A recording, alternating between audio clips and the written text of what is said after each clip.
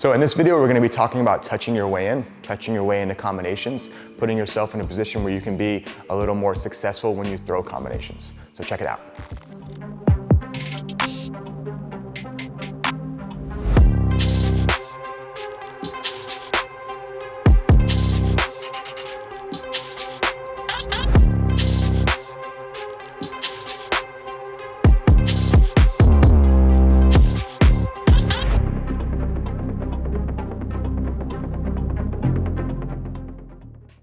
So I just want to go over a concept of fighting and sparring, and we use this phrase touching your way in, and this is really a phrase that I didn't know anything about until I started training under Dwayne Ludwig, and he was kind of telling this to TJ and a bunch of other fighters, asking them to touch their way in. And so basically, if you think about fighting and you think about an exchange, sometimes that's being done in a broad open space of a ring or in a cage. And if I try to land a combination that maybe consists of 2 or 3 or 4 strikes, to think that James is just gonna stand there and allow me to get this combination off, it's a bit naive. So if I say, I go 3 low kick, right? I go jab, cross, hook, and I finish with a low kick, and me and James are in a sparring situation. As I'm throwing this combination, James has a lot of options to move out of the way. Now he can stay there in exchange, but he can also just kind of retreat as I go through the combination, right? And there's not too much that I can do about him retreating and moving backwards. But if before I throw this combination, I kind of put James in a position where I'm already moving him back, I'm already setting up the strikes, so by the time I go jab, cross hook, rear low kick, James is kind of already catty cornered in a way where he can't escape the strikes. And I usually like to do that with a jab or a double jab to start out. So right now I'll just go jab and then double jab. So if I start this combination with my jab and then my double jab, by the time I'm getting ready now to throw my jab, cross hook, low kick, James might be in a position where he's either up against the ropes or up against the cage, or he's just tired of me moving him back. I've already moved him back twice. He might feel the onus to kind of plant his ground and look to counter me, which is exactly where I want him to be if I'm gonna throw that jab, cross hook, rear low kick.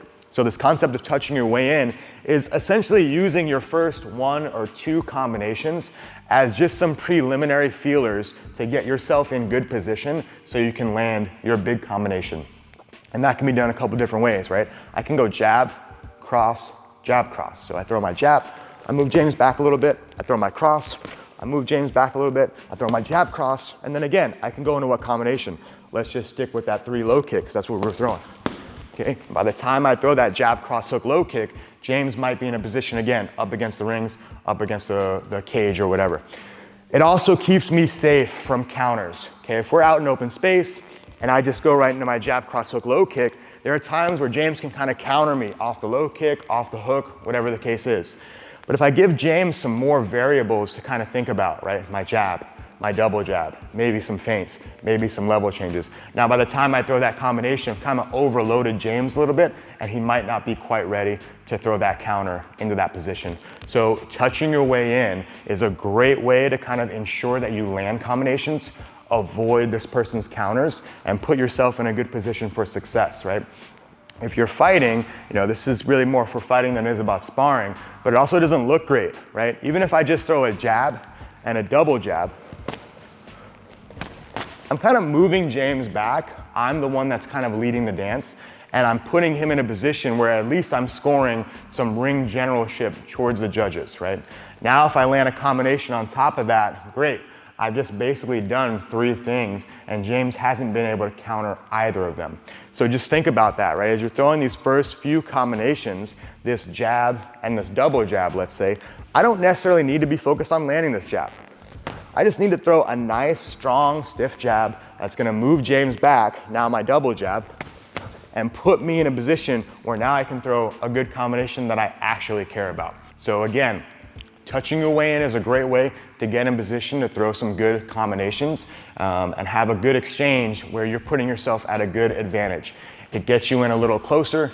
It can catty corner them to either up against the ropes or up against the cage, and it helps you avoid counters. So play with this concept of touching your way in. Hey guys, so I hope you enjoyed that video of touching your way into combinations. If you'd like to see more videos like this, please like, share, and subscribe to this channel.